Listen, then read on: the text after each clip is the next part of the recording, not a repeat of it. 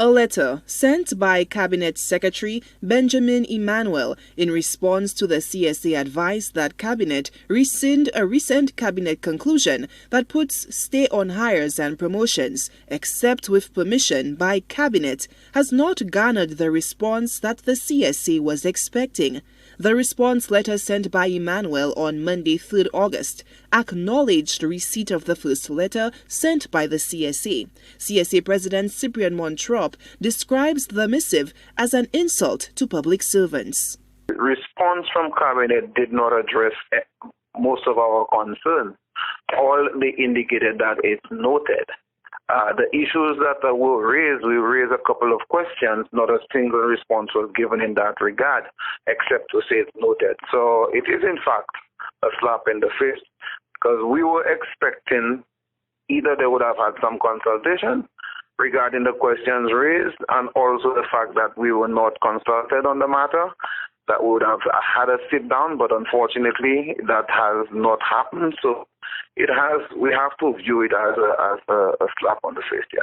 The letter from the Cabinet Secretary, however, did raise one concern. It reads, quote, "Permit me to also express my concern that the CSA has confirmed its reliance on and reference of a confidential document which was circulated or disclosed in breach of established procedures and acceptable conduct within the public service."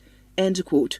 The letter then called for the CSA to denounce the public officer that leaked the document. We were very concerned that the accusation is leveled at a public officer in their response, but not providing much detail to that respect. And we know that not when we are going to make an accusation, it must be founded with evidence and fact.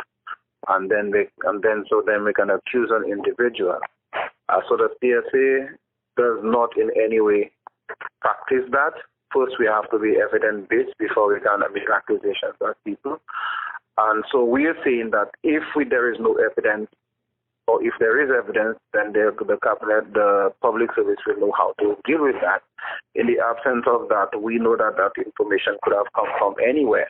In a response to the Cabinet Secretary's letter, the CSA urges Cabinet to again withdraw the conclusion. It reads, quote, "We continue to maintain our position by calling for a review of the Cabinet conclusion number 855 and failure on the part of Cabinet to amend or rescind this order will cause the CSA to take whatever steps it deems appropriate to rectify the situation."